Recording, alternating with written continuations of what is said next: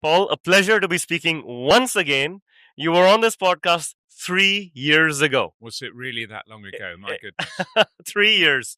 Um, and Dubai has just grown and grown and grown. In fact, since 2007, you have tripled passenger numbers, yet your emissions have dipped. How do you do that? Well, I think it's a combination of things. It's no one silver bullet. I mean, I think the thing is, as we demonstrated at Dubai Airshow, we are really focused on the things that really will make aviation sustainable, particularly on the ground where we have a little more control. And we've just shown that whole ability to get everyone to use non-hydrocarbon fueled vehicles, which has been the real way of achieving it. And I think the thing is, as technology evolves, and it's evolving at such a rapid pace, it will be much, much easier to start introducing things that have that sort of sustainability angle designed in. I mean, the hydrogen buses, the electric tugs, all of those different things are making a huge difference. And what we want to do is get to a point where we will actually ban all non-renewable vehicles from the airside part of DXB and DWC. So we've got to sort of carrot and stick. We're trying to encourage partners to bring the latest technology to showcase the sustainability credentials of their solutions. And at the same time, we're saying at some stage it's going to be a hard stop for hydrocarbons. Wow, I love this. I know certain countries, for example, are going to stop sales of conventional vehicles and only electric, and then that's a hard stop. I love how this transpires into the DXB environment.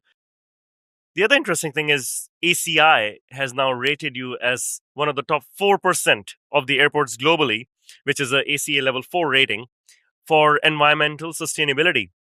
What are some of the big measures you have taken to achieve that? Well, I mean, there's some obvious things like swapping out halogen light bulbs. I mean, we've changed more than 150,000 light bulbs across the 150,000 light bulbs? Are these on the runway, on the taxiways, or inside the terminal? Our runways and taxiways are also now fully LED. So we've made that leap in technology.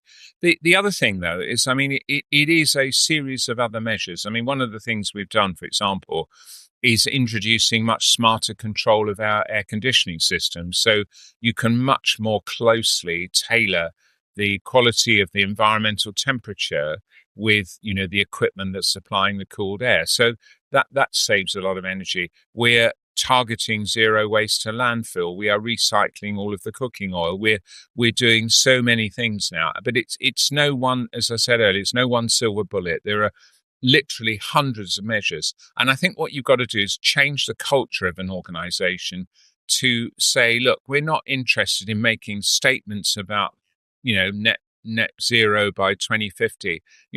When I hear a CEO say that, something inside me dies, because I think, what they're really saying is, I'm going to kick the problem down the road. It's not my job. It's somebody else's job. Exactly.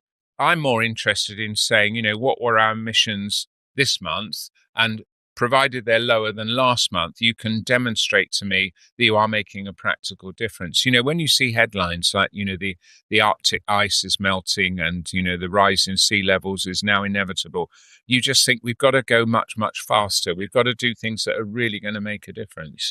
I'm quite obsessive about it. And I think, the idea of hard stop on things does focus the mind, but you've got to give people the tools to get there. There's no point in saying, by that time, this is going to stop, unless you've got an alternative solution. Absolutely. While you're doing a remarkable job of reducing your own emissions, it is a reality that Dubai airport flights are growing, airlines are growing, the number of airlines are growing. So there's huge capacity increase, and scope 3 emissions for you continue to rise overall. How do you work together to bring the community, the ground handlers, the airlines? I believe the One DXB Alliance is playing a major role. What's your role in bringing parties together to talk about the overall situation? Well, it's interesting. I think that divides into two: what you can do within your own scope, what you can do on the ground, and what's within your own control. And then there's an industry problem. And unfortunately, about 80 to 90% of all the emissions are an industry problem. we've already actually looked into research into alternative propulsion. And I think all of the aircraft and engine manufacturers are rightly saying that the difficulty is it's going to take a long time for the technology to be mature and light and efficient and capable enough to be able to have an alternative form of propulsion for jet transport over long distances. So that's the long-term goal. But in the immediate future, what we've got to do is somehow break the paradigm on SAF production and consumption. And the difficulty at the moment, if you rely on heifer as the sole means of production, there isn't enough feedstock to make it. How much used cooking oil can you have? How many fries can you eat? Well, that's the problem. And of course, you are competing with things like food production. So we've got to find alternative ways to produce SAF. And I think the big problem at the moment is investment in SAF production is slow. And if you look at, as you said, the increase in jet fuel consumption, it's becoming really quite tricky because, the global consumption of jet fuel is reaching about 1.019 million tons a year. And last year alone, it increased by 68,000 tons. And I'm talking daily consumption over 1 million tons a day. And the issue, of course, is SAF is not available in significant volume. SAF at the moment is only sufficient in its entire annual output to fuel the global hydrant system for 50 hours. So we're a long, long way off being able to provide SAF at scale. And I think part of the problem is that the price differential between Jet A1 and SAF is 3 to 4 times. So with that significant delta on cost, a lot of people that are not mandated to consume it are saying, well, we can't suffer the cost disadvantage. So what I think we need is an equalization strategy for in the short term to say, let's put a small surcharge on each litre of Jet A1 so we can equalize the cost of each litre of SAF. Who's going to put this surcharge on? Do you think this needs to come from the airport, from an individual government? How does this get administered? Well, the concern, I think, is the airlines will throw their arms up in horror and say, if we've got to pay more than the other guy, then that's obviously a competitive disadvantage. And what I'm saying, no, this needs to be an initiative, which is either airport or government level. And what we've got to do is say we are going to subsidize SAF production to stimulate demand. And I think this has to be tackled at government level. Now, I'm the lead for sustainable aviation fuel for King Charles's strategic markets initiative now. And I'm trying to encourage governments to adopt a policy, a bit similar to what they've done in Singapore, to introduce this surcharge, which in the short term will equalize the cost. Now, if we can equalize the cost of SAF, then basically there will be investment in production. And if there's investment in production, economies of scale will kick in and the price will naturally fall. So we just got to kickstart it to encourage SAF production at scale, to encourage investment in alternative production methods. And I think here in the UAE, I'm quite encouraged that our abundance of solar power and the abundance of the ability to create more PV generation will ultimately move ahead with the advance in technology to create, PTL, so we can do power to liquid to produce SAF from electricity. And once that's more effective and efficient, with the sunshine we have here, we can produce SAF in quantity using solar energy, which would be I love how you can go outcome. in depth into some of these technologies, because I believe the UAE has a mandate kicking in 1% by 2031, 700 million gallons or produced locally of SAF. So it's great to hear how these innovations will come through.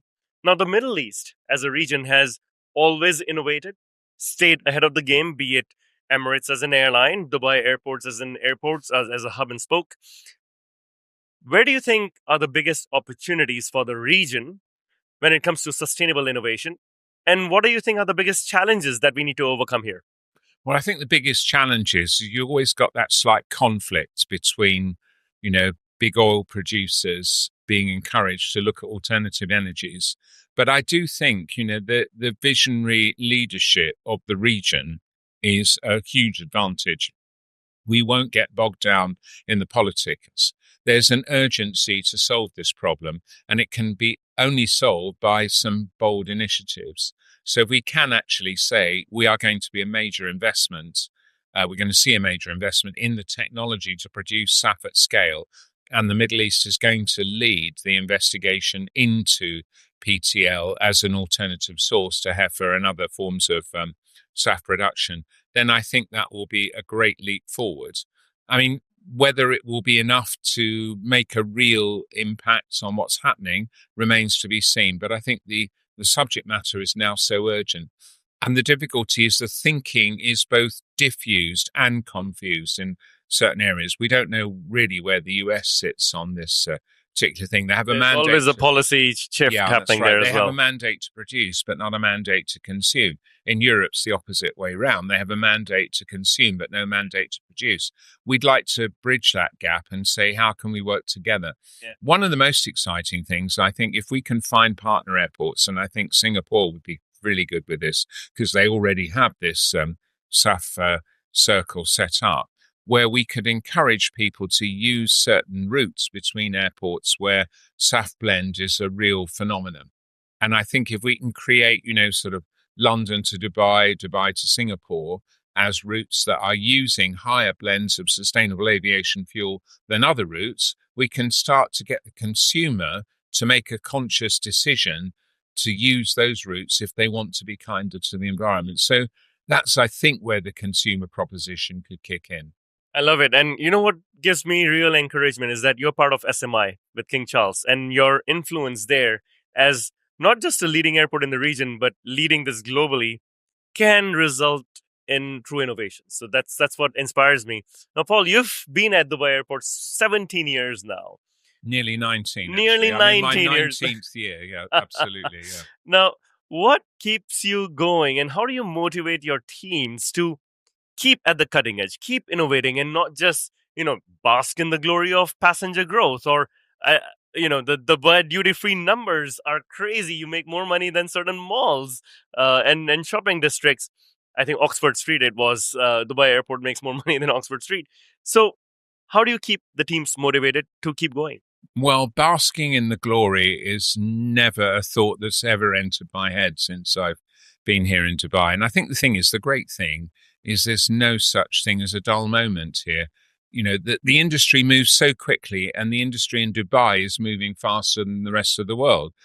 And I think we are quicker to innovate. We're quicker to introduce things. We have a fantastic culture and a real can-do energy and spirit here.